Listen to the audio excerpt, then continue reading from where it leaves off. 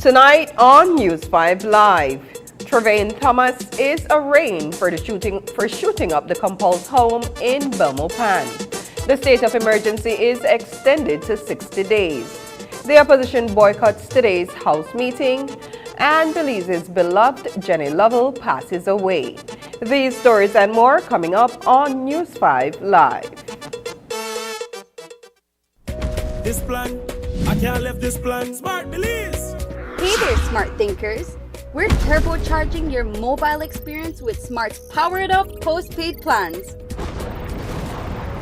Imagine a world where your data speed flows faster than ever. Well, guess what? We've cranked up the dial and unleashed the postpaid power of Smart's lightning fast LTE data on all our postpaid plans. That's right, no speed bumps, more data. It's like having a limitless highway of data speed at your fingertips. Whether you're a lone ranger with an individual plan or a squad rolling with a group plan, everyone gets to surf, stream, and share at enhanced, full, high-quality speed. Switch to Smart's powered-up postpaid plans today and ride the wave of postpaid power. Visit any Smart showroom or smart-bz.com for details and make your mobile experience smarter and faster. Smart, bringing people together. No, I can't leave this plan. I can't leave this plan. Watch The Truth of God with Pastor Gino Jennings of the First Church of Our Lord Jesus Christ every Sunday morning at 8 a.m. exclusively on Channel 5 Belize. The Truth of God with Pastor Gino Jennings every Sunday at 8 a.m. on Channel 5 Belize. Defenders not frightened for nobody. The pinnacle apex of the BEPL is here. It goes down this Friday night inside the Belize City Center. Yes, fans, Muy Uno Resorts and Old Capital Sports brings to you the last serving of Friday Night Lights. And it features your Belize City Defenders versus the Venice Hurricanes in a decisive Game 3. This series has been nothing short of exciting, and Game 3 promises to be even more. This Friday, June 28th, it's Defenders versus Hurricanes. Gates open at 7 for tip-off set at 9. Fans, don't forget, we have the 1, 2, 3 halftime challenge for a whopping $4,000 in cash. This you can't afford to miss. Tickets go on sale Friday morning, 11 a.m. at the Civic Center ticket booth. Sponsored by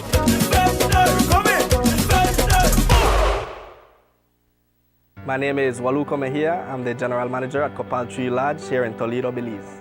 The Belize Bank service we appreciate most is the Belize Bank ATM and the use of its debit card. It makes it very accessible for our employees here at Copal Tree Lodge.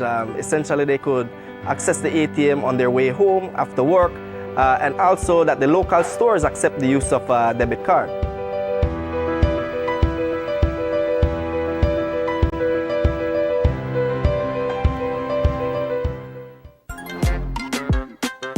Belize's favorite Tuesday night entertainment is back. KTV The Remix Season 6. On Tuesday, July 2nd at 8 p.m., we go live from the Bliss Center for the Performing Arts. Tickets for the live show are available at Channel 5 on Coney Drive and at the 88 Shopping Center on Central American Boulevard for only $5. Come out to win fabulous prizes and a chance to compete in our KTV challenges. Catch it live on Channel 5, Facebook, and YouTube. KTV The Remix Season 6 is going to be exciting, fun, and only on 5.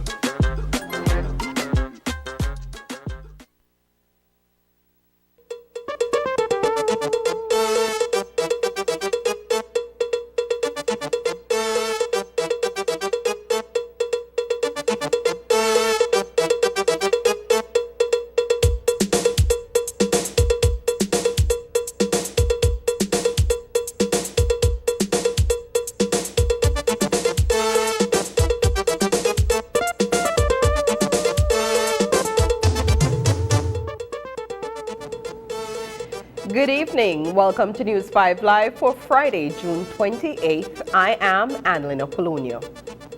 We begin tonight's newscast with the arraignment of a young man who is accused of opening fire on the home of Commissioner of Police Chester Williams earlier this week. The incident happened on Tuesday night while the compul was out of the country. At home was his 22-year-old son, who contacted him by text message informing him that someone was shooting at the residence. Tonight, 21-year-old Trevane Thomas is on remand at the Belize Central Prison. The resident of Camalote Village appeared in the magistrate's court in Belmopan this morning. He is facing a raft of charges, including aggravated assault and possession of a prohibited firearm, which was a .45 caliber pistol. Police were quick in apprehending Thomas after surveillance cameras at the residence captured him. The alleged gang members who were swept up at the beginning of the state of the emergency in parts of Belize City and Cayo District will spend the next 2 months behind bars at the Belize Central Prison. Earlier today, during the sitting of the House of Representatives, Home Affairs Minister Karim Musa read the proclamation declaring the SOE and how long it will remain in effect. Now, therefore, be it resolved that this Honorable House extends the proclamation declaring a state of emergency in certain parts of Belize City and certain parts of the Cayo District made by the Governor General on the 24th of June 2024 for a period of 2 months. This motion, Madam Speaker, has the recommendation of the Cabinet.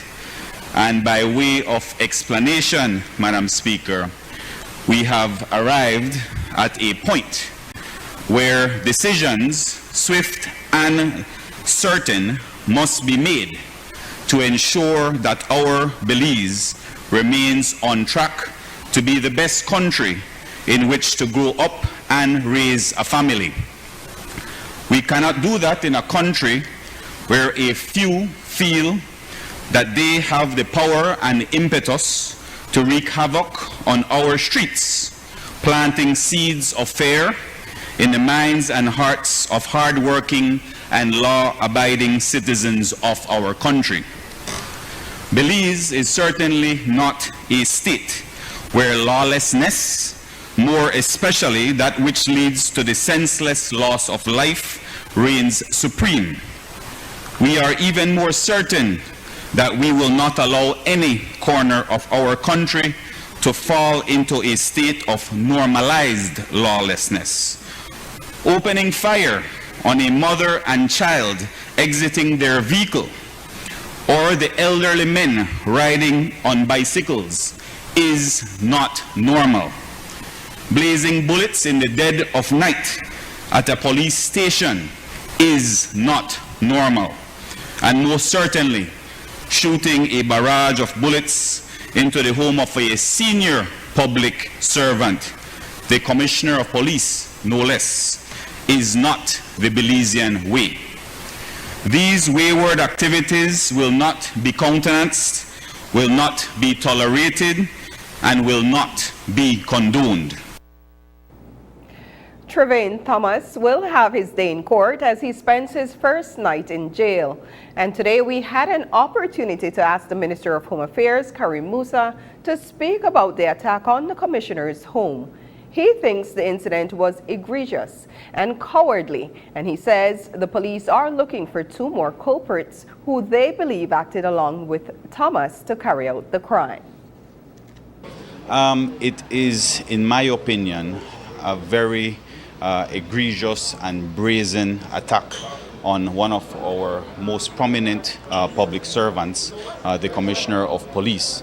And our ministry and the government on a whole, we absolutely condemn this type of reaction from these gang elements who, in my opinion, are trying to make a statement.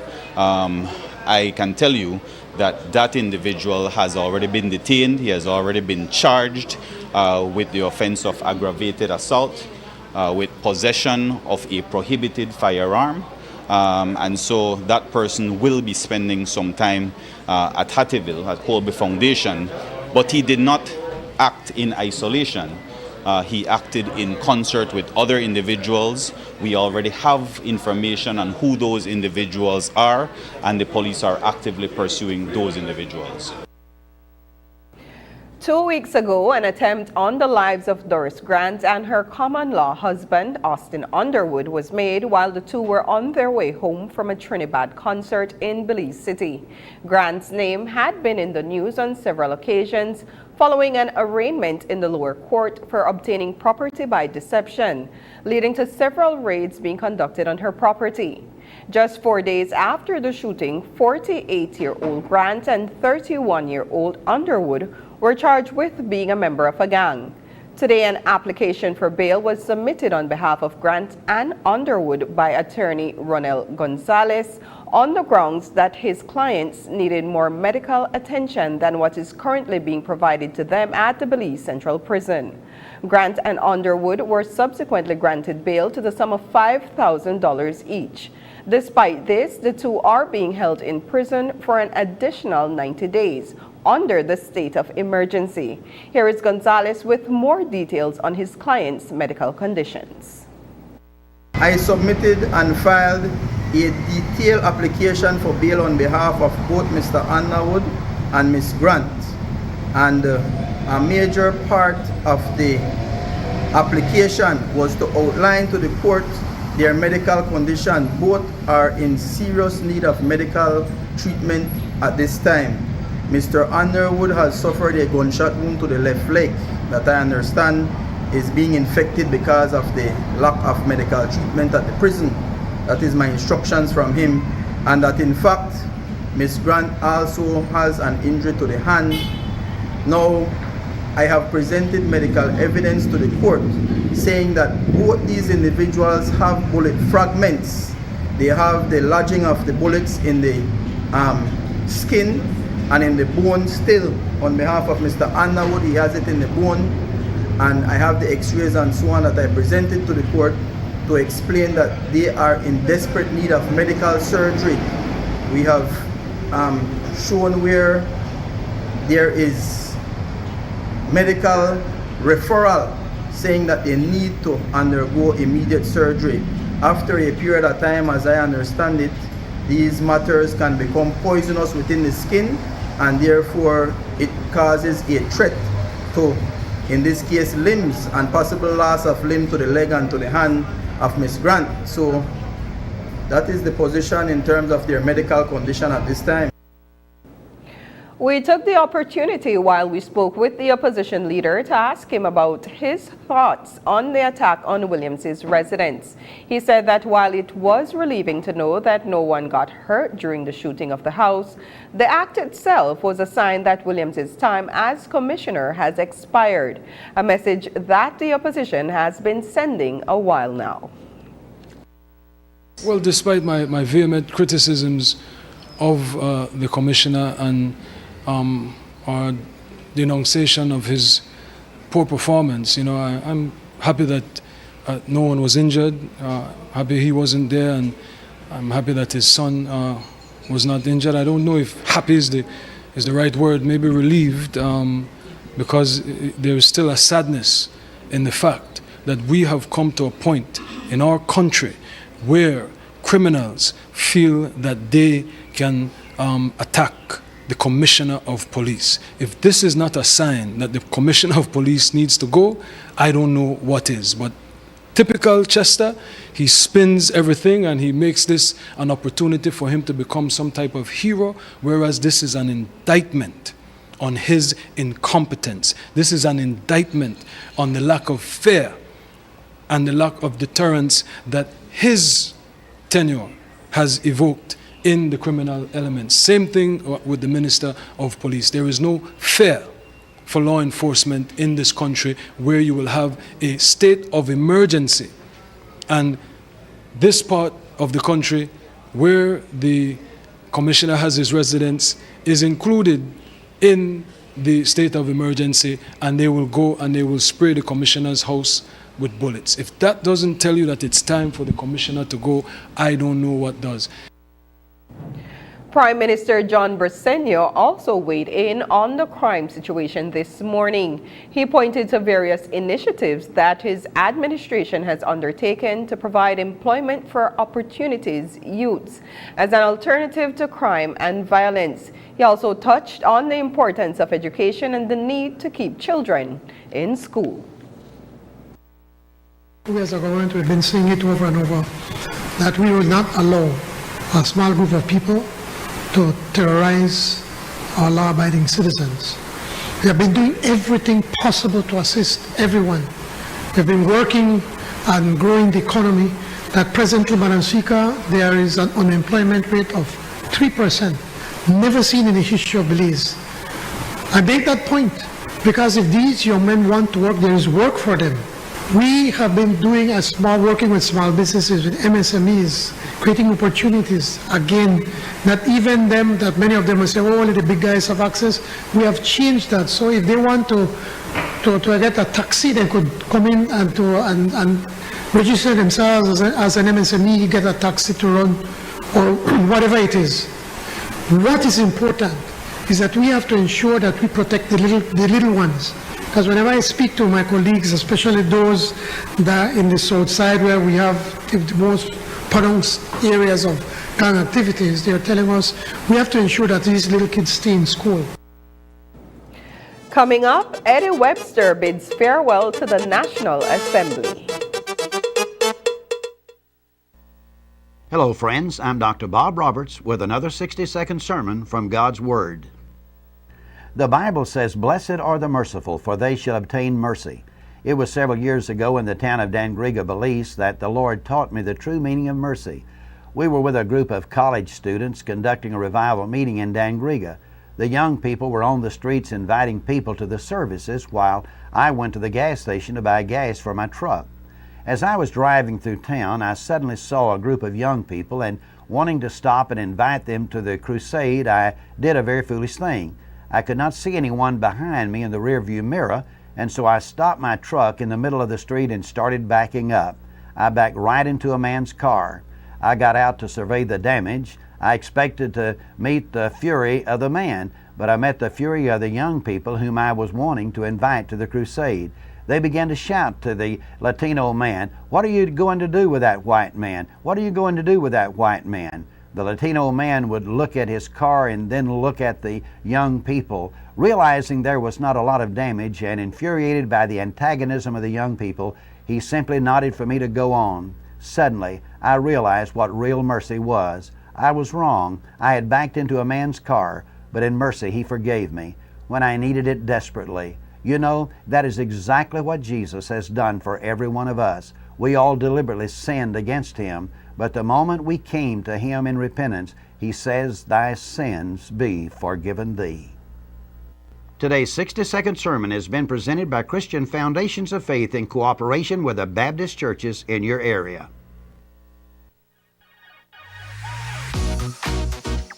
Hey shoppers, are you ready to save big? Quality Foods is excited to announce our mega sale happening June 28th and 29th. For 2 days only, enjoy 10% off on all grocery items, but look out for specially tagged items up to an incredible 50% off. You heard that right. Now it's the perfect time to stock up on your grocery favorites. Quality and savings go hand in hand during this incredible sale. Don't miss out on these amazing deals. Join us on June 28th and 29th at the corner of Branchmouth and Joseph Andrew Drive in San Ignacio for the Quality Foods Mega Sale. Your wallet will thank you. Quality poultry products, they stuff it we chicken.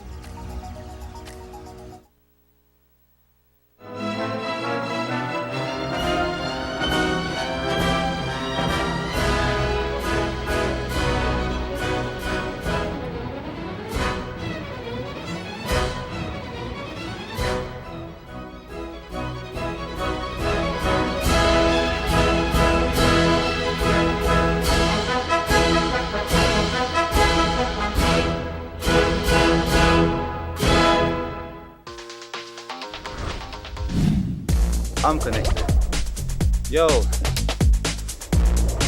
I'm connected. we're connected. Create the perfect broadband bundle that fits your style with Smart Connect. With the Junior Bundle, get 50% off your national calls and up to 6 gigabytes of data at no extra cost. Get postpaid added on for an additional cost of only $25 with the Prime Bundle.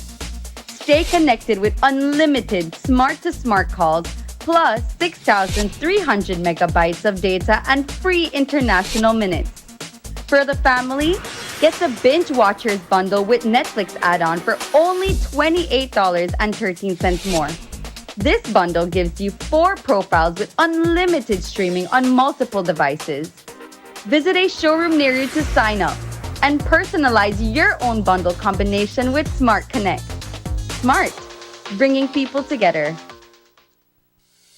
Vacation in San Ignacio this summer with Sweet Songs Lodge. Relax by the infinity pool or tube the river and enjoy 50%.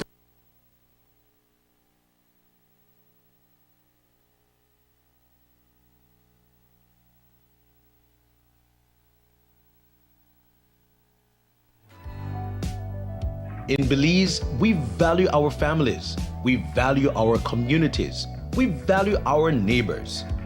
90% of Belizeans think it's time for laws that protect all of us and reflect society at its best.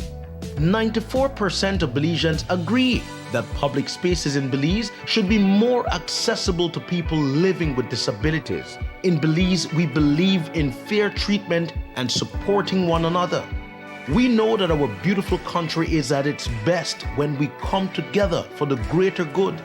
2 out of 3 Belizeans support a new law to prevent discrimination in employment and public spaces. It shouldn't matter where we come from, who we love, or what we look like. Belizeans deserve to live our best lives. It's time for laws that protect all of us and reflect our society at its best. Equal Opportunities Bill. Belize, we're ready.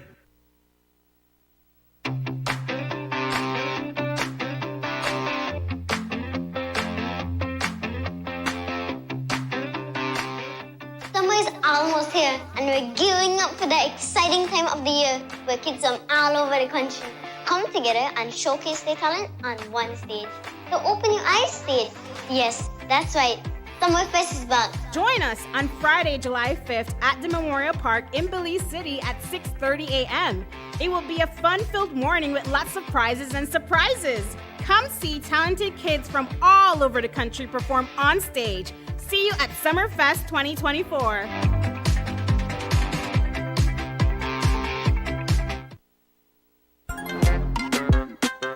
Belize's favorite Tuesday night entertainment is back.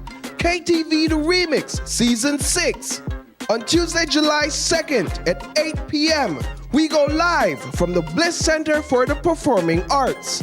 Tickets for the live show are available at Channel 5 on Coney Drive and at the 88 Shopping Center on Central American Boulevard for only $5. Come out to win fabulous prizes and a chance to compete in our KTV challenges. Catch it live on Channel 5, Facebook, and YouTube. KTV The Remix Season 6 is going to be exciting, fun, and only on 5.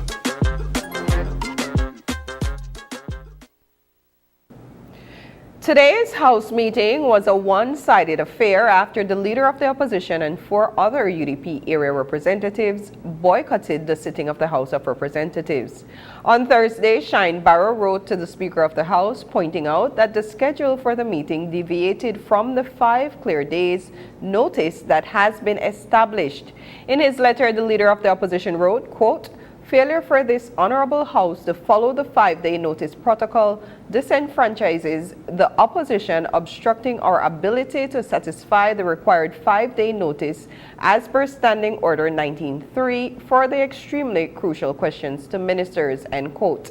This morning at the start of the session, House Speaker Valerie Woods addressed the letter in the absence of the opposition leader. I also would like to bring to your attention, members, that I was contacted by the Leader of Opposition, member from Mesopotamia, regarding the concern on the late notice, as he worded it to me, regarding this meeting. In the interest of disclosure, I was given an official complaint letter yesterday during the course of the day, and I responded. With your indulgence, I'd just like to give my response to you so it forms a part of the record, but also to ensure that members on both sides are aware of the rules that are currently in the standing orders. And it reads, Dear Honorable Moses Barrow, Leader of the Opposition, I acknowledge receipt of your letter of protest on the notice period for the House meeting called for tomorrow, Friday, June 28, 2024.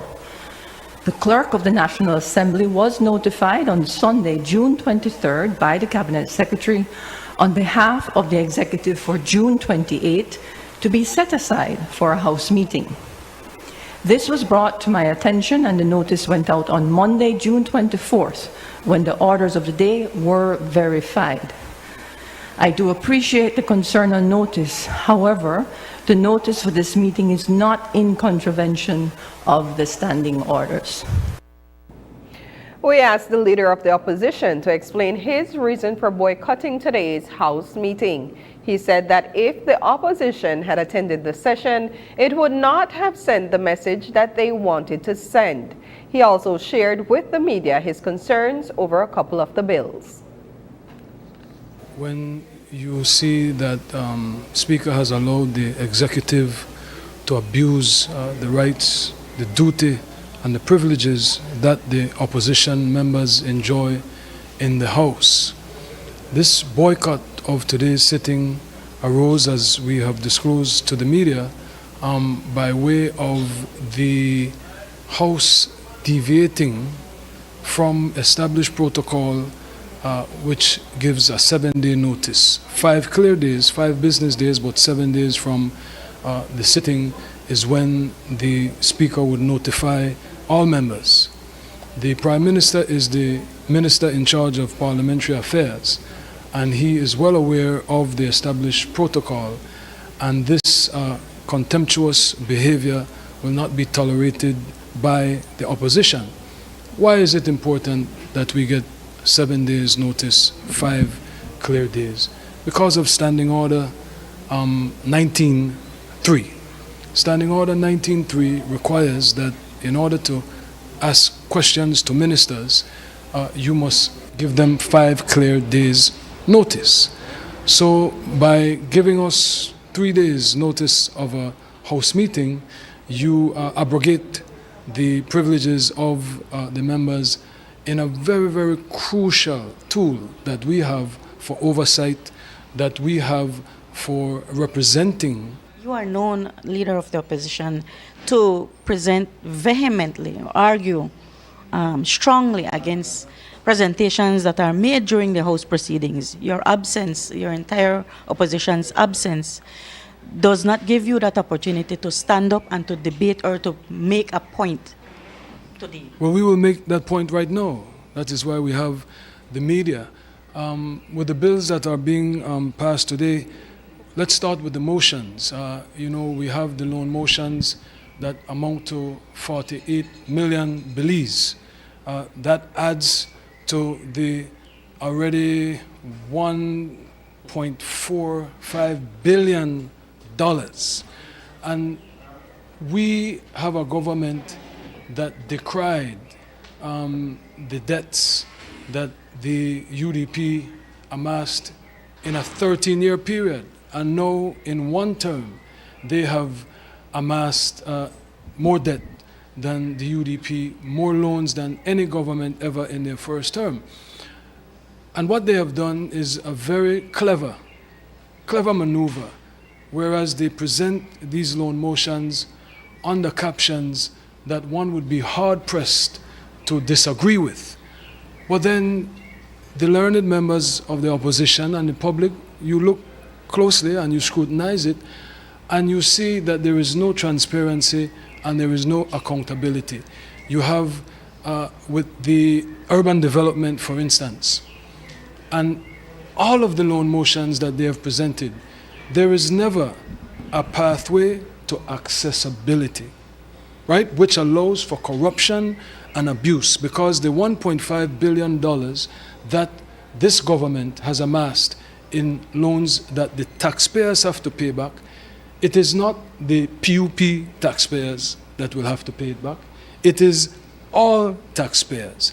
But what we see is a lack of transparency that allows for corruption and abuse of the process. Whereas you have, for instance, in Toledo East, you have one of the candidates, Dr. Osman Martinez, telling you that Toledo East is still in the dark ages, and Toledo East is one of the worst constituencies in a deplorable state.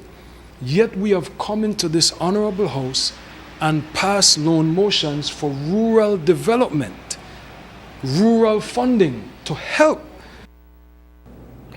The Clerk of the National Assembly spent his final day at work participating in the sitting of the House of Representatives. After 14 years, Eddie Webster is saying goodbye to parliamentary life following his resignation from the post a week ago. Earlier today, the Speaker of the House acknowledged Webster's contribution to the government of Belize and the National Assembly. The National Assembly Staff Committee did receive the acceptance of resignation from Her Excellency Governor General Ford Salam of our Clerk of Parliament, Mr. Eddie Webster. Mr. Eddie Webster has completed 14 years of service with the National Assembly. His family joins him in the gallery, and we would like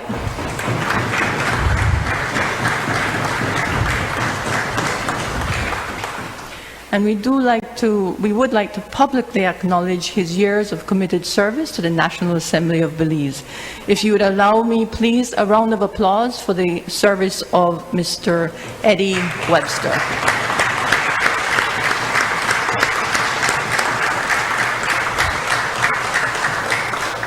Today marks Mr. Webster's last sitting of the House of Representatives.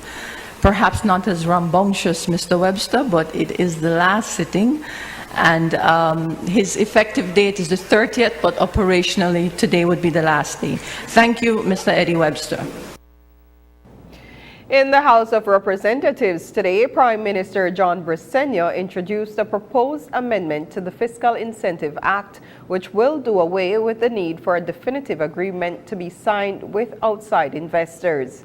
According to PM Placencia, the proposed amendment will create economic and employment opportunities for thousands of Belizeans. To avoid all of this, to ensure that everything can be done above board, to avoid these definitive agreements, to avoid passing laws for special investments, our government decided for us to set a minimum amount of the investment that's needed to be able to get other incentives and the rest of the regular investments that they do in Belize. And so we felt that by setting up the bar at over $250 million US, which is $500 million Belize, we believe that by making these amendments, then that it will be easier to be able to attract investments or investors, and that the investors do not have to worry that then the opposition will be using that as a football just for their political gain. This will ensure transparency. As you all know, whenever we approve these investments, it is made public so that everybody can see what is taking place.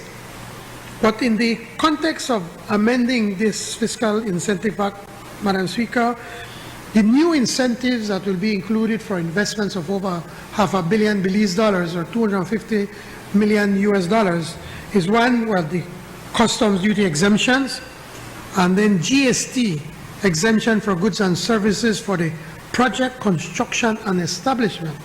Because once the construction is finished and the business starts to operate, then they will be removed from that exemption. Thirdly, because of the size of the investment, in many instances, they need to bring certain skilled workers. So all foreign skilled workers or managers of the investment are to be granted 6 months duty exemption for their personal items such as furniture and equipment when they first relocate to Belize. This is unlocking hundreds of millions of dollars of foreign direct investment in Belize and leading to hundreds, if not thousands, of construction jobs and ultimately permanent operational staff for Belizeans. Madam Speaker, this bill is good for business, good for investment, and good for Belize, and it has the recommendation of the Cabinet. The House of Representatives met today in regular session, and one of the main highlights of the proceedings was the presentation of a disabilities bill. The bill seeks to promote, protect, and ensure the full and equal privileges, rights, interests, benefits, and treatment of persons with disabilities. It calls for the establishment of a National Commission for Persons with Disabilities and a Disabilities and Equal Opportunities Rights Tribunal. Minister of Human Development Dolores Balderramos Garcia presented the proposed piece of legislation. Allow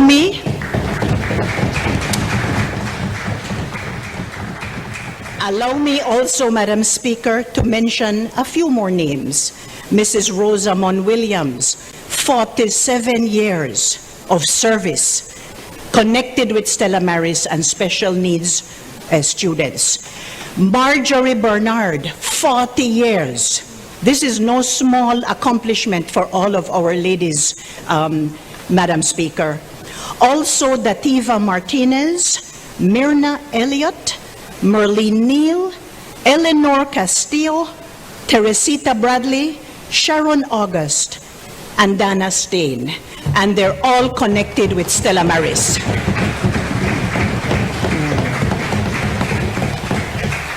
Madam Speaker, I will try to be brief because we did give some information at the first reading of this bill, and I do sit here humbly this afternoon to continue to urge that we pass this disabilities bill today. It will establish the National Commission for Persons with Disabilities, and it will have, in addition to government representation, it will have representatives from the Belize Chamber of Commerce and Industry, the Social Security Board, the National Trade Union Congress, civil society organizations, and also the ex officio member of the National Commission for Persons with Disabilities, and our CEO of Human Development will chair the commission. We also want to mention at this second reading, Madam Speaker, that the functions of the commission will be various. And please allow me once more to read it into the record. It will oversee the implementation of the policy to give special attention to persons with disabilities. It will make recommendations to the government. It will coordinate and monitor the implementation of the said policy. It will monitor our compliance with the United Nations Convention and do monitoring and evaluation on the impact of our policy. It will recommend changes to existing laws, support the development of relevant programs, collect and record important data, promote and foster capacity development, promote and coordinate the employment of persons living with disabilities, produce annual reports, address grievances, and maintain, importantly, maintain a register of persons living with disabilities. Madam Speaker, I will try to be brief because we did give some information at the first reading of this bill, and I do sit here humbly this afternoon to continue to urge that we pass this disabilities bill today. It will establish the National Commission for Persons with Disabilities, and it will have, in addition to government representation, it will have representatives from the Belize Chamber of Commerce and Industry, the Social Security Board, the National Trade Union Congress, civil society organizations, and also the ex officio member of the National Commission for Persons with Disabilities, and our CEO of Human Development will chair the commission. We also want to mention at this second reading, Madam Speaker, that the functions of the commission will be various. And please allow me once more to read it into the record. It will oversee the implementation of the policy to give special attention to persons with disabilities. It will make recommendations to the government. It will coordinate and monitor the implementation of the said policy. It will monitor our compliance with the United Nations Convention and do monitoring and evaluation on the impact of our policy. It will recommend changes to existing laws, support the development of relevant programs, collect and record important data, promote and foster capacity development, promote and coordinate the employment of persons living with disabilities, produce annual reports, address grievances, and maintain, importantly, maintain a register of persons living with disabilities. The bill received the support of Prime Minister John Briceño, as well as from the Ministers of Education Francis Fonseca and Labor Oscar Requena. All these officials made references to either their own relatives or an associate who had a disability and believe the bill will be beneficial to people like their loved ones. The bill's popularity came when opposition leader Moses Shine Barrow also supported the bill and paid compliments to Marshall Nunes, who is the Disability Desk Coordinator in the Ministry of Human Development. Even as Barrow acknowledged Nunes, however, he wished the opposition was included more in the decision-making process. I must applaud Marshall Nunes, who is the champion behind the Disabilities bill. I know that he worked exhaustively on this. He has been one of the premier advocates for people with disabilities.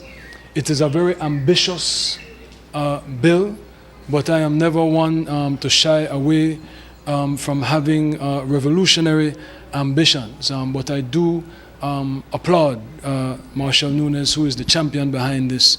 And so this is one thing that we can support, and we do hope that the government will do everything to assist in meeting these very ambitious targets.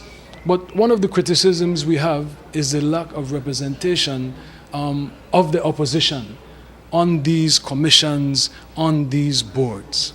It makes no sense for continuity, for democracy, for diversity to exclude the opposition. And remember, this is a government that said they would be different, that said they would be about transparency and good governance. So why is it that you can't have the opposition on these very important boards for continuity? So it is when we become government, because governments change. In a democracy, governments change. We can be seized of all that is happening in these different places. After the break, I love it, love it, love it. Jenny Lovell passes away. But first, here's the weather update with data from the National Meteorological Service.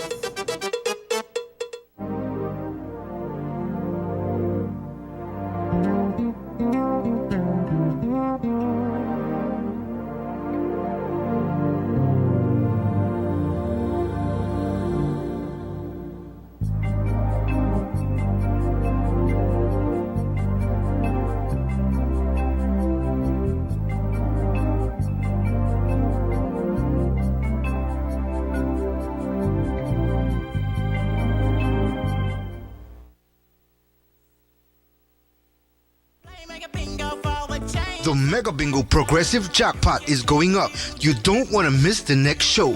This Saturday, June 29th, you can win a whopping $481,025. All that cash might have your name on it. That money can change your life, so you don't want to miss your chance to get in the game. All it takes is one $2 Mega Bingo ticket. Make sure you get yours and tune in to the next show airing on Channel 5 and Love FM at 8 p.m. or catch the game online on Facebook or YouTube. Just search for Belize Mega Bingo. This is the chance of a lifetime, so don't miss it. The jackpot can be yours. And remember, Mega Bingo is the game.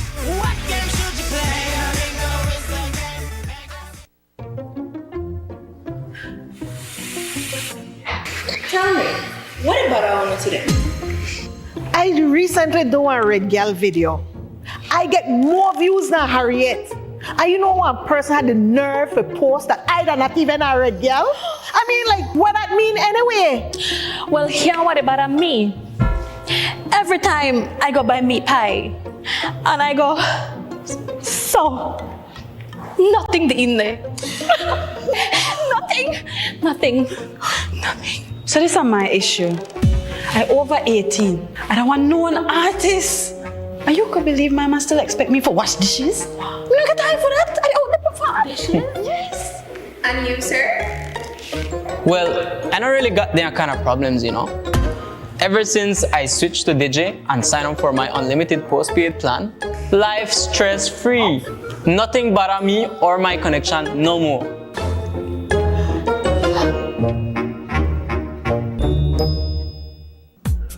For a premium lubricant when you're on the go, or a premium brake fluid when you need to stop, choose the brand that's built for champions.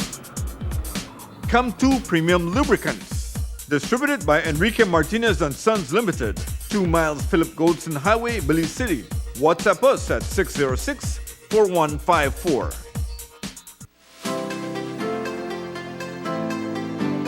Discover a shopping experience like no other at the V Department Store. They carry a vast array of products at unbeatable prices. Elevate your shopping journey with affordability, diversity, and accessibility at the V. Conveniently located at 1745 Coney Drive in Belize City.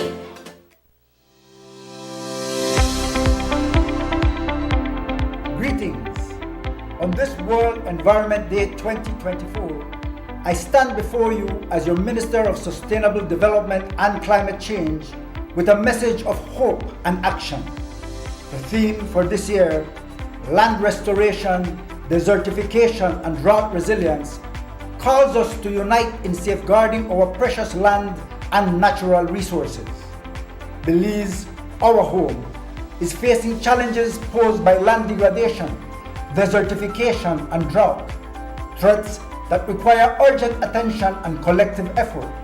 It is imperative that we take a stand to protect our environment, for it sustains us all. Together, we can make a difference by promoting sustainable land management practices, engaging in reforestation efforts, and implementing water conservation measures. We can build resilience and ensure a more secure future for our children. Let us commit to being stewards of the land, guardians of our environment. Together, let us work towards a greener, more sustainable Belize. Happy World Environment Day 2024.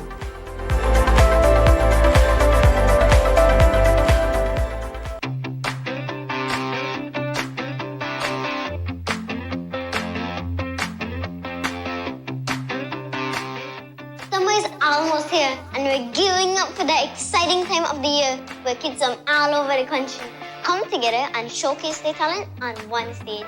The Open Your Eyes stage. Yes, that's right. Summerfest is back. Join us on Friday, July 5th at the Memorial Park in Belize City at 6:30 a.m. It will be a fun-filled morning with lots of prizes and surprises. Come see talented kids from all over the country perform on stage. See you at Summerfest 2024.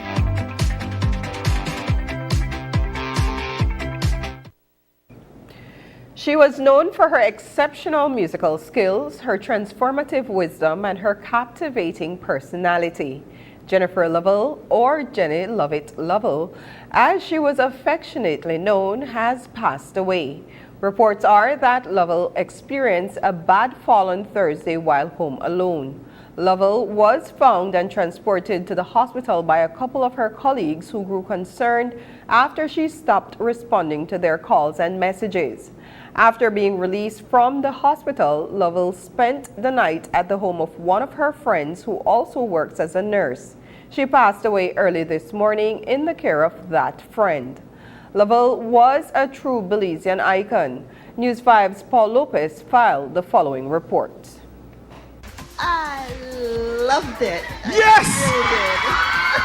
Thank you. That's an I loved it. Thank you. My God. Loved it. Belize has lost a beloved icon. Jennifer Jenny Lovett Lovell passed away in the company of a friend in Belmopan this morning. Throughout her lifetime, Lovell impacted the lives of many with her ever-present personality, musical talent, and wisdom as a mental therapist. Lovell received the nickname Jenny Lovett as a judge on Channel 5's Tuesday night entertainment shows such as KTV, KTV The Remix, and Duets. Live show host William Neal reflected on his memories of her with tears in his eyes. What you saw on television was definitely not a facade. She had the incredible talent, not just of singing in terms of talent, but she also had the talent to make you to listen and to make you feel seen.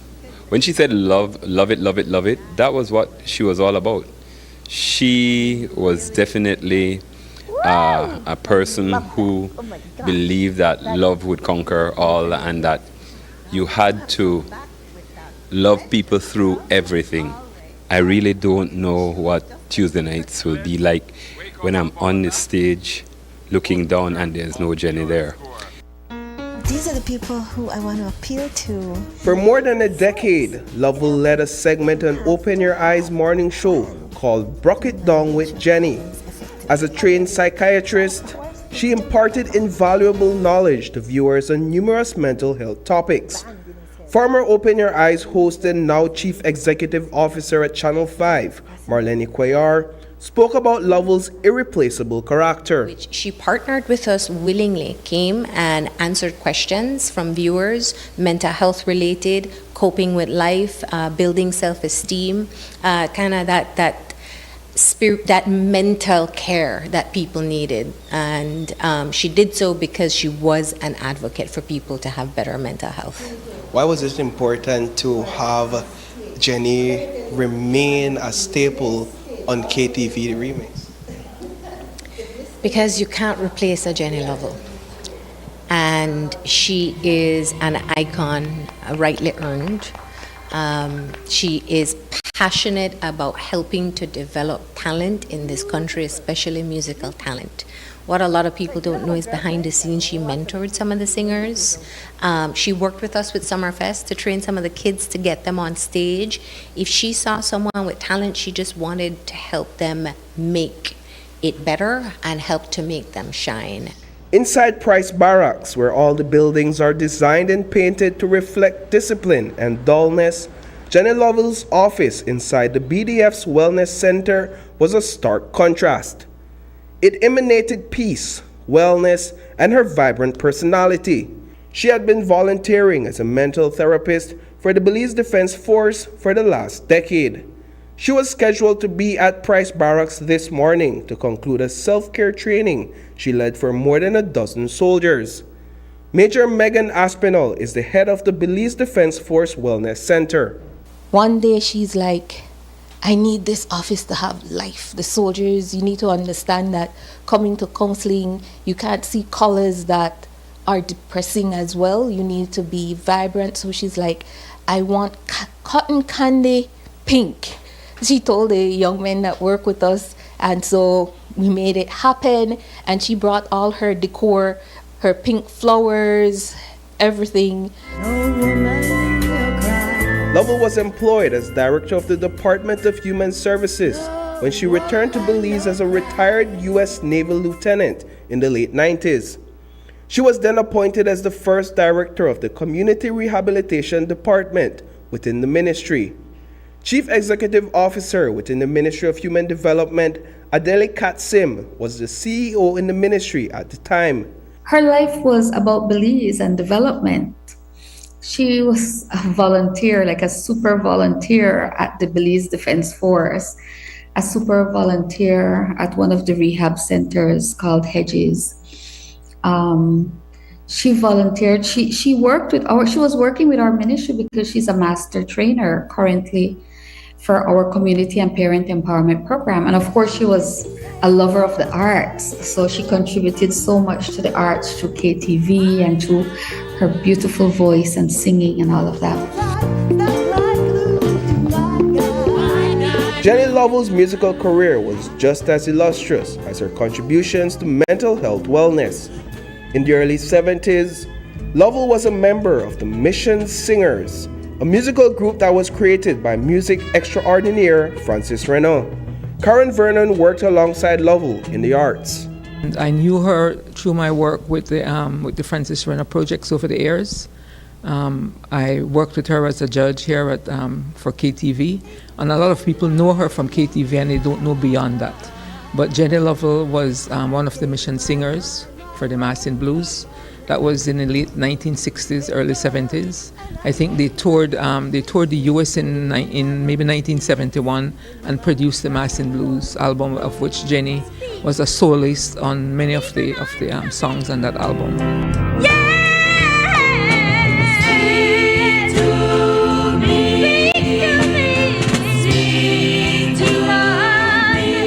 One of the timeless solos on that album by Jenny Lovell is entitled Help Me Accept. We also heard from Francis Renaud, who revealed that he has begun writing a song dedicated to Jenny Lovell. What I was attracted to was the quality of her voice. There was a purity of sound, and her understanding of music, even though she may not have studied music in the way I had studied music, was actually something quite natural. And it was quite astounding that she could actually turn a phrase of music into something that was communicative and expressive. And that's what I think all musicians look for in a great singer. So we have had a great loss there. And I'm writing something for her memory as well. And I hope it will get performed at some point.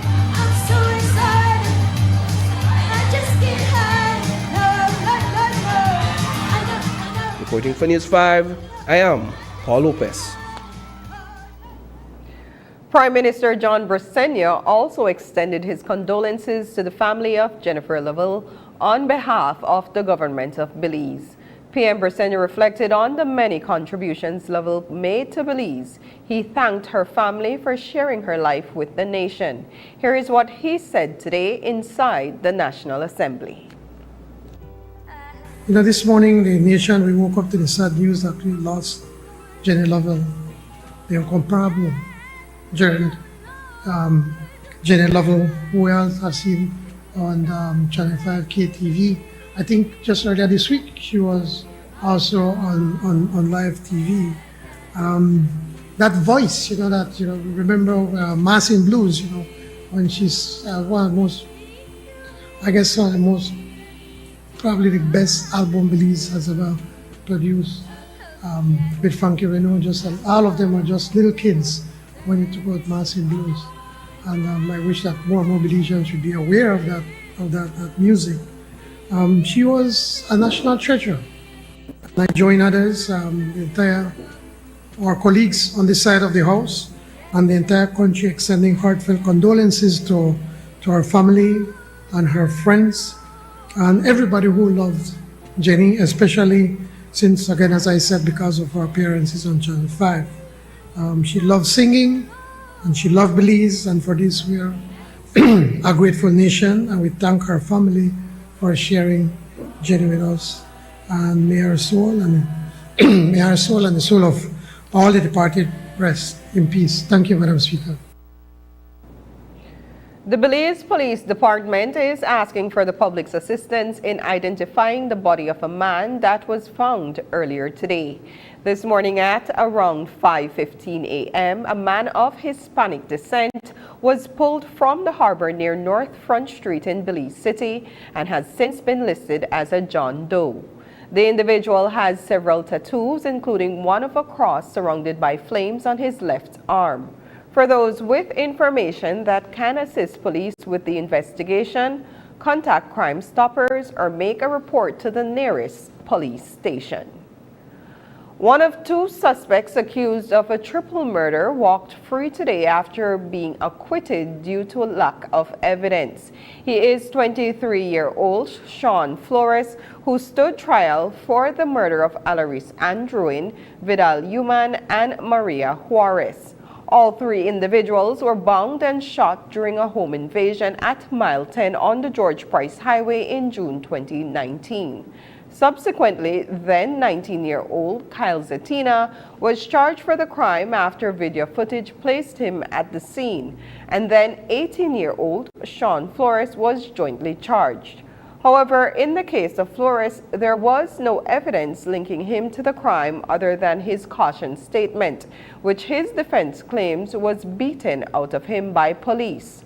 With no other evidence to link him to the murder, Flores was acquitted this morning.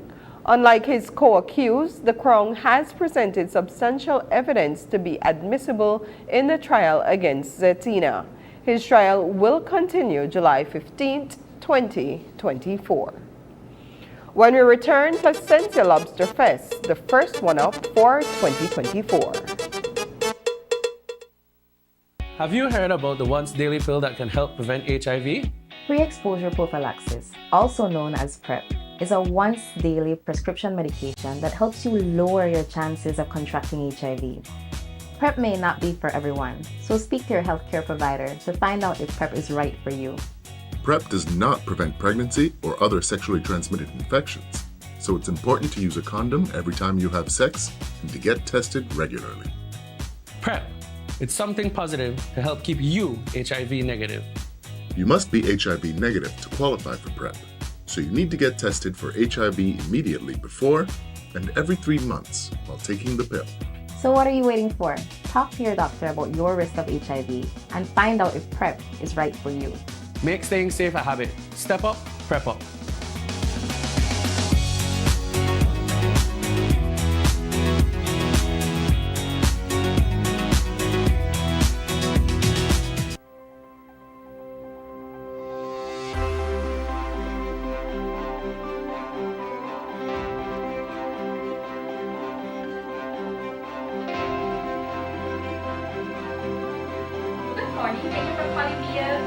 Inspection first. Once the inspection passes, we'll do the connection for you.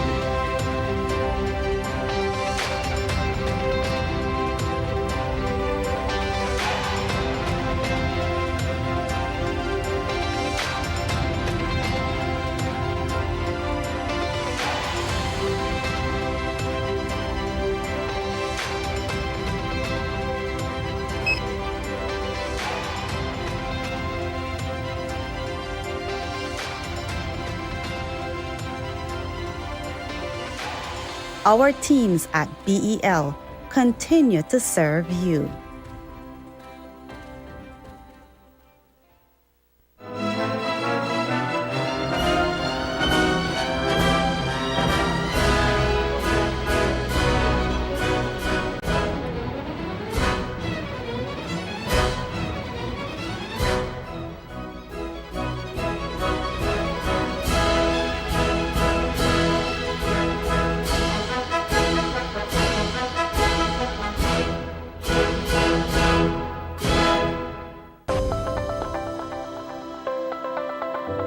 Upcoming enhancements to My Social Security. The new healthcare provider feature seamlessly connects healthcare providers, insured persons, and employers to facilitate the payment of sickness benefits. Here are the enhancements. Registered healthcare providers will create and submit online medical certificates using their healthcare provider accounts. Insured persons will receive a link to view the medical certificate to complete and submit their sickness benefit claim. And employers will receive an email notification of their employee's sickness claim. Also, the insured person and their employer will receive a copy of the claim decision letter after review. Healthcare providers, insured persons, and employers are encouraged to create a portal account to access and benefit from these new services on My Social Security at ssbportal.org.bz. My Social Security online portal. Social Security at your fingertips. Galenia Hospital, located in Cancun, Mexico's premier tourism destination, is a state-of-the-art healthcare facility that provides highly specialized medical services. We are Quintana Roo's biggest private hospital with board-certified doctors and staff. Some of our services include cath lab, adult intensive care unit, neonatal intensive care unit, emergency rooms, operating theaters, ambulance services, and more. We are a medically accredited hospital by JCI, Accreditation Canada International, and General Health Council, providing extraordinary care in every specialty, from our cardiology department to our neurology center. We are focused on treating the entire person, body, mind, and spirit. Contact us at medicaltourism@hospitalgalenia.com or visit our website at www.hospitalgalenia.com. Come to Galenia Hospital in Cancun for a truly personal medical care experience. Lobster season opens on July 1st, which means that tourist destinations are gearing up for lobster festivities. Placencia will be hosting the first of 3 Lobster Fests scheduled for this year. The small, slow-paced coastal community has been putting on its Lobster Fest for almost 3 decades. This year's event promises to be the biggest and most entertaining yet. News 5's Paul Lopez traveled down to the peninsula on Thursday. He filed the following reports. Placencia Lobster Fest is a once-a-year event that draws thousands of visitors to the village without fail. Party and great energy, foodie paradise. People loving it. The start of the lobster season is such a big deal for residents that it is worthy of having its own song. Spiny lobster. We have spiny lobster tail. Bring me lobster tail. Me spiny lobster tail. Bring me lobster tail. Me spiny lobster tail. Tea, dinner, and tea. Me want me lobster. Bring me lobster tail. Bring it to me. Placencia Lobster Fest was launched in 1998 by the then Village Council and members of the Belize Tourism Industry Association, Placencia Chapter. Alicia Dial, now the general manager at Barefoot Bar, joined the organizing team in 2001. The festival was established to help businesses in the tourist destination earn much needed income during the low tourist season. At first, it was more like a rice and beans fest, to be honest. We actually had to put out a rule for the vendors that they had to have some lobster dish in their thing because it's Lobster Fest. Originally, you know the parking lot that you guys parked in? That's where Lobster Fest started out. And it was just on that cement pavement over towards where, at the time, it was a Shell station, gas station. And that's where Lobster Fest was. And we had all sorts of great parties, but debacles. One year, a big windstorm came through right after Bowen and Bowen set up the tents, and they crashed up into the house right next to it. It cut out electricity. It was a whole thing, but we still got Lobster Fest going. Marcelo Sierra, the founder and former owner of Omar's Little Kitchen, was among the first to participate in Placencia's Lobster Fest. He has since handed over the restaurant to his children, but their presence at the weekend festivities continues. It was not as big and bombastic like now. Now so while events take place and different era, different kind of people doing different kind of businesses. So it grow a lot. So kudos to who they out there burn up their eye. I get enough for that. And I understand your restaurant had some sort of unique lobster dish in the days. Oh yeah, we started with kind of a cultural way of doing all lobster. We started from fire hard, baby. We never use no gas range. All you have to do is get some old dry up mango and crab and grape and people want to see it done culturally. A lot of business now stray from that, which is not good. Omar's still going fire hard outside. My daughter dash thing for heart when they're ready. But I try to make them keep it culturally that if you do it like, culinary wise and culturally, people want to love that because they want just imagine when they pass and get a smell. In 2023, Doyle Gardner won the prize for Best Lobster Dish at the event. He's returning to defend his title, and he hopes that the number of chefs participating in the competition this year will increase from the handful that participated in 2023. I did a big lobster. I did it open grill, charred first, and roasted garlic butter. And my plating, I think, was what really won it. I used a big calabash. I still have that calabash upstairs. I should have brought that down. But on the bottom was a young coconut leaf, half a young coconut with the rice and beans in it, and the lobster on top of that. And it didn't have any horns, so I took a couple of branches from small, the miniature bamboo shoots and stuck that in there, and that was a part of the design, pretty much. I've already made my menu and everything. Well, I just came off a vacation. I was in Barbados and St. Lucia. So when I go away, I'm working on my title, to keep that title. And I already have my idea, but I'm not going to give it away right now. Fisher folks are the backbone of Placencia Lobster Fest. They make it possible for hungry visitors to have that sea-to-grill-to-table experience. Kurt Godfrey Sr. is a second-generation fisherman. Long before Placencia Lobster Fest was established, Godfrey would go free diving for lobster with his father off the coast of the peninsula. His children are doing the lobster catching these days. First, we are free divers, as my late father was a founder of free diving. So it became a sport. You never had to go search like now. So time changed, and we learned that you put a shade, which is a hidden unders for the lobster. Then fast forward the shade. The government sent me to Mexico, and we learned about casitas. Casitas, the one where the one inventing Belize, because healthy environmental way of catching lobster. So for you, being environmentally conscious is important as a fisherman? Well, that's how I become a pro, because I'm environmental happy. Ever since I learned scuba, free dive, I throw back my younger lobster, my female, I throw them back, especially in eggs. And people could tell you, my workers could tell you that I did that. For Lobster Fest, on average, how much lobster would you say a fisherman can sell for the Lobster Fest celebration?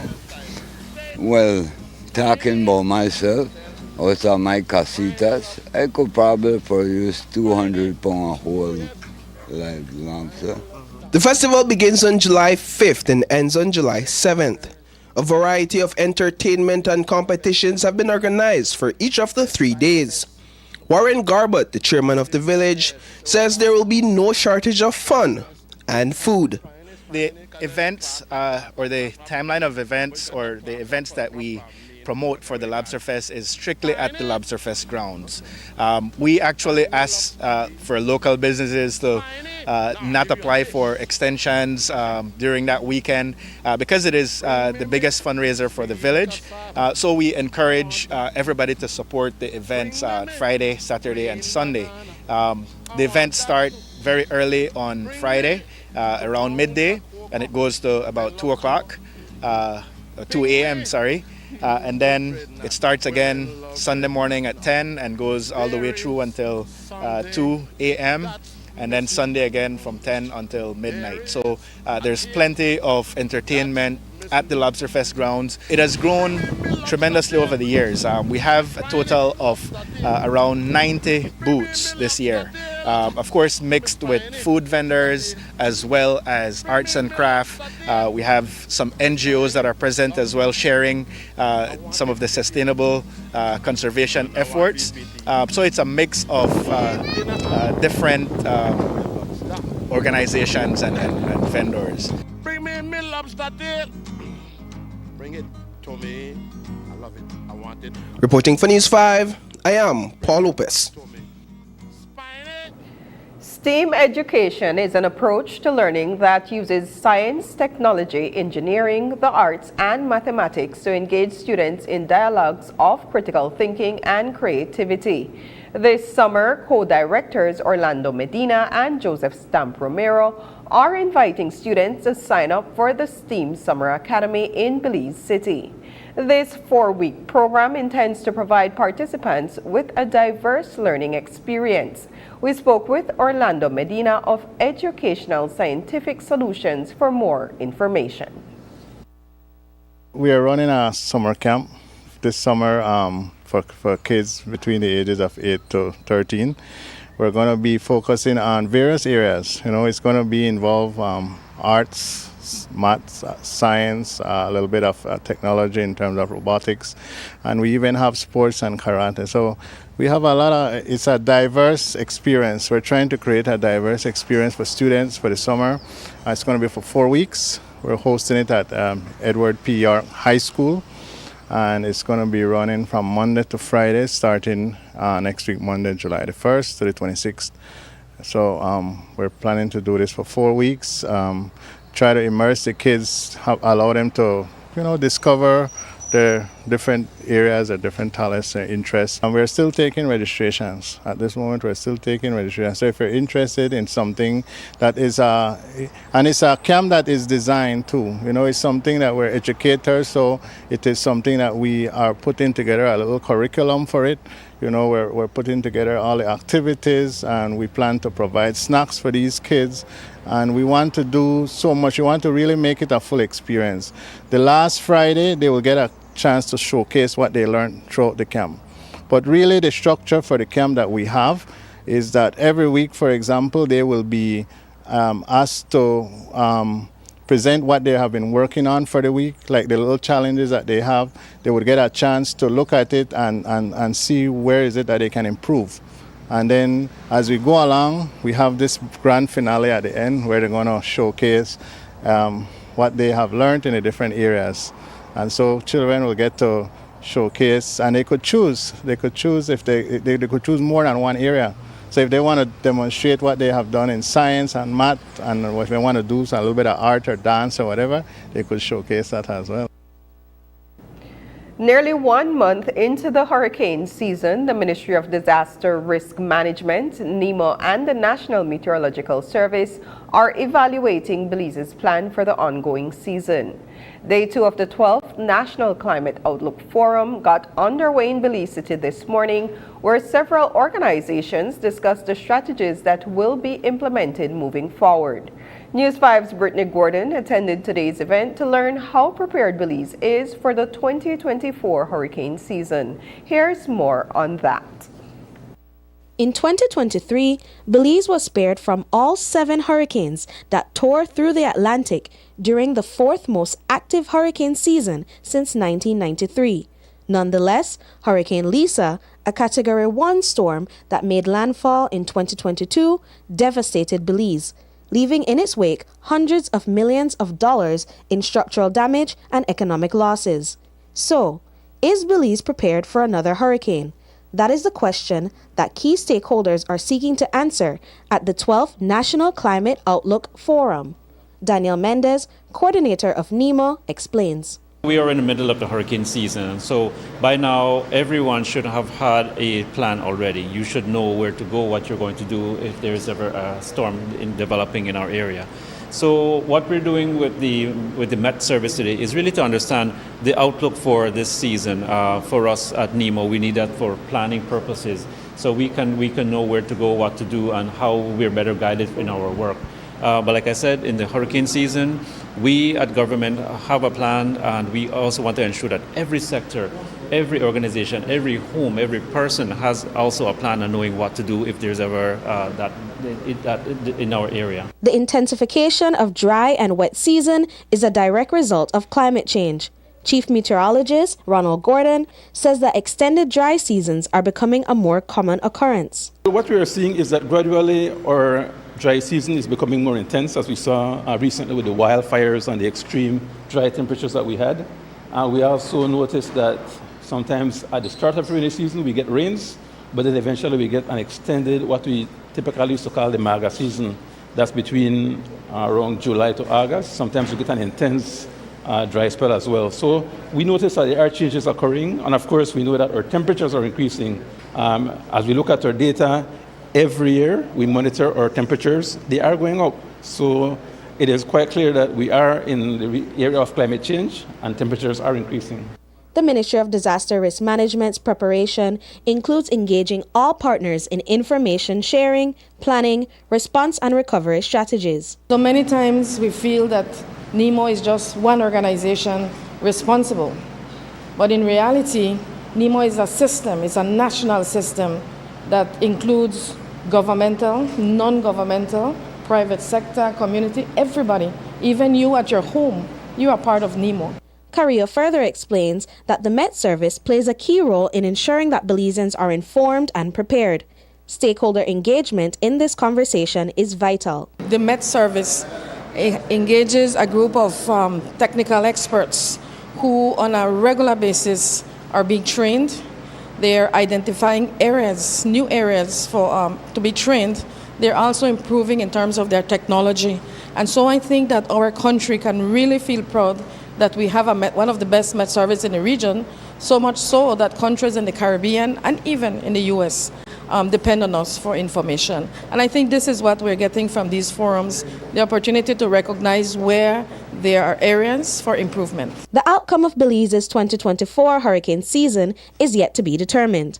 However, Mendes assures the public that NEMO and its partners are doing their part to ensure that Belize is as prepared for the season as possible. We are doing our best to strengthen our systems. We have been doing a lot of revision of our plans. We know that we have to strengthen our plans, and we also have to be better able at understanding the increased hazards, the increased capacity of these hazards to cause damage.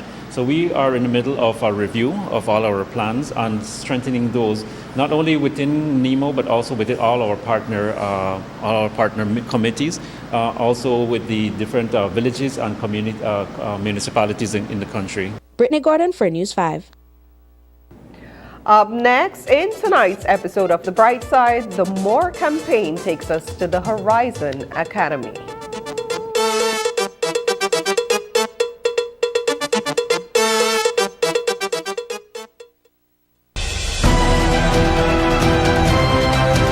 Toledo East needs a new representative, and Dennis Williams is the right candidate at the right time. A fresh face, but a seasoned activist. In 2002, I started with the former Minister of Human Development, Eden Martinez. I was active in the campaign, village to village. In the town council, I supported Mayor Floyd Lino, Mayor Fern Gutierrez, Mayor Ashton.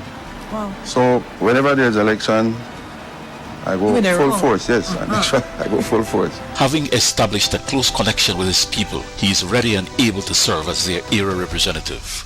And I decided that, you know what, I am hearing from them direct. I am already serving the people. If I can do it in that capacity, they will be the first person that I will look after. A more approachable and compassionate person you cannot find. This, combined with his drive to get things done, makes Disha just the area representative Toledo East needs. After the election, I don't see red, blue, white, green. I will help everyone. And they know that I am a person, I have this drive that nothing will stop me. Mm-hmm. And we have been neglected for too long. So I want to be the person to make the difference. It is time for change, and Disha will make the difference for Toledo East.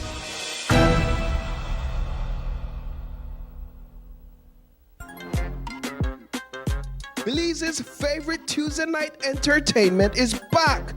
KTV The Remix Season 6. On Tuesday, July 2nd at 8 p.m., we go live from the Bliss Center for the Performing Arts. Tickets for the live show are available at Channel 5 on Coney Drive and at the 88 Shopping Center on Central American Boulevard for only $5. Come out to win fabulous prizes and a chance to compete in our KTV challenges. Catch it live on Channel 5, Facebook, and YouTube. KTV The Remix Season 6 is going to be exciting, fun, and only on 5. Unwrap the joy of crystal clear picture and sound from Iowa, the brand that offers you affordability and exceptional quality. Iowa has a wide range of exceptional products to choose from, such as TVs, speakers, headphones, home appliances, and much more at affordable prices that won't break the bank. Enhance your audio-visual entertainment experience with Iowa, and for your convenience, parts are readily available in country for hassle-free maintenance. You can find Iowa products at your local electronics store countrywide. Choose Iowa, the best in home entertainment and household appliances.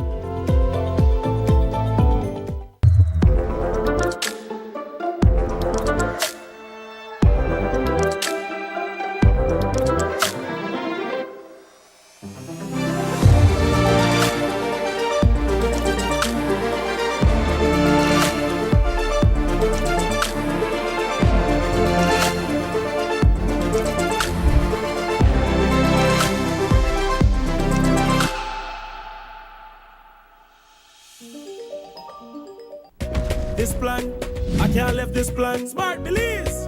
Hey there, smart thinkers. We're turbocharging your mobile experience with Smart's powered up postpaid plans. Imagine a world where your data speeds flows faster than ever. Well, guess what? We've cranked up the dial and unleashed the postpaid power of Smart's lightning fast LTE data on all our postpaid plans. That's right, no speed bumps, more data. It's like having a limitless highway of data speed at your fingertips. Whether you're a Lone Ranger with an individual plan or a squad rolling with a group plan, everyone gets to surf, stream, and share at enhanced, full, high-quality speed. Switch to Smart's powered-up postpaid plans today and ride the wave of postpaid power. Visit any Smart showroom or smart-bz.com for details and make your mobile experience smarter and faster. Smart, bringing people together. No, I can't leave this plan. I can't leave this plan. This week's Look on the Bright Side is another highlight of exemplary work being done in Belize's education system. An example of doing more through inclusion is acknowledged in Horizon Academy's approach to incorporate paraprofessionals in their school system since its inception. Who are paraprofessionals?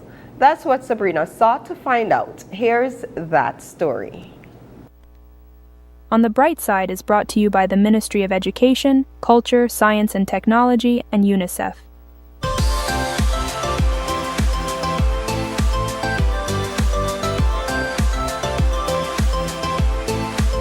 Pedro Magana has been enrolled at Horizon Academy since kindergarten and is also diagnosed with autism. He is a success story and an example of what support to children with special needs can accomplish. His mother, Azalia Magana, shares that this is achieved because he attends a school that not only embraces students with special needs, but has a system in place for continuous learning of special needs. All these teachers are continuously getting education on how to deal with special needs kids, and it gave me assurance knowing that my child won't be the first child that comes with a disability. He won't be the first child that has autism. Ensuring that everyone has the opportunity to learn, regardless of their ability or disability, is essential for fostering an inclusive society. In Belize, the Ministry of Education is actively working towards this goal. Leading the way in this effort is Horizon Academy, arguably the only school that has independently championed this inclusive approach. Elvia Aviles is the school's principal. Since Horizon Academy's inception in 2009, inclusion was at the heart of its beginning, and it just lends itself to the guiding principles that we refer to as CHIP, which is child-centered, holistic, inclusive, and progressive. This is intentional, and it's just because we fully embrace the philosophy of inclusion, and a part of that philosophy is indeed for all of our children to be in the classroom, and we have created a special education division that intentionally has a plan in ensuring that all our students' learning needs are met, and they are included in the regular classroom, where we have our children with who are neurotypical and our children who are neurodiverse as well. Horizon Academy's growing student population includes 25 students with special needs. To support these students, the Special Education Department employs dedicated individuals who provide essential assistance and guidance, also known as paraprofessionals. And we have now, where we only had one and then two, and over the years have increased. This year we have 8 paraprofessionals with our special education coordinator, who also acts as a paraprofessional, making it 9 persons who are a part of the special ed division. So they work with the student within the classroom, and they work with them based on the curriculum that is being given. And so we work with them on a slower pace, you'd say, or we do adoption, and we also do modification on these work, so that these kids can learn and understand and get the work done. Paraprofessionals have been formally integrated into Horizon Academy's staff since its inception. In contrast, many other schools require parents to independently provide a paraprofessional. Pedro met his paraprofessional Gilda Broster 3 years ago. Now supporting him in Infant 2, Broster has become an integral part of his academic journey at Horizon. She shares with us what their interaction has been like. When I met him, he was full of life. It took a lot of structuring, social learning, and even the relationship that I have with his mom, keeping in communication on what we're working on, what works, what doesn't work, tips from them, what works at home. When we came, he did preschool, Infant 1, and he's done to Infant 2. And I was blessed enough to have Miss Gilda Broster. She's the paraprofessional that's with him. And Pedrito immediately fell in love with her. She is like, she's a teacher, she's a mother, she's a friend, all in one. At Horizon Academy, the level of aid provided to students with special needs, like Pedro, is tailored to their individual requirements. The Special Education Coordinator says that they support a wide range of special needs, from physical disabilities to severe learning challenges, while emphasizing the importance of classroom inclusion. This is beneficial, you'll see, for both the child who is the special learner and also the normal students, because it's kind of like a sensitization then, where they learn and understand that, hey, there's other children who learn differently, you know, so when they do leave Horizon and they're out there in society, they already know, okay, there's other kinds of disabilities, not just normal, you say normal people within the community.